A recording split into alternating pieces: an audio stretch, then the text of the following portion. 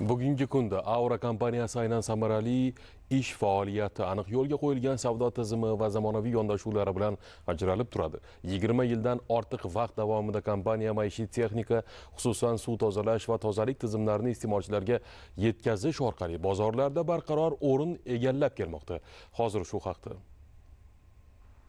Zamonaviy iqtisodiyotda kompaniyaning muvaffaqiyati ikki asosiy omilga bog'liq: inson kapitali va mahsulot sifati. Aura aynan mana shu yo'nalishlarni uyg'unlashtira olgani bilan ajralib turadi. Kompaniya iste'molchilarga kundalik hayotda zarur bo'lgan sifatli mahsulotlarni taqdim etib, mijozlar ishonchini qozonishga intilmoqda. Mahsulotlar shunchaki maishiy texnika emas, balki xalqaro ekologik standartlarga mos.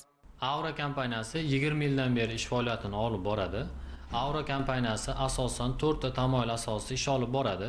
Birinchisi birlik, barobarlik, adolat, fidokorlik va to'g'rilik. Xodimlarimizga shu tamoyil asosida ish o'rgatamiz.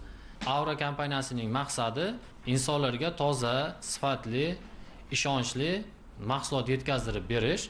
Bizda yiliga 2 marta xodimlarimiz uchun chet el davlatlariga aksiyalar rejalashtirilgan. Bizani 11 dan oshiq viloyatlarda ham filiallarimiz bor, o'z faoliyatini olib boradi.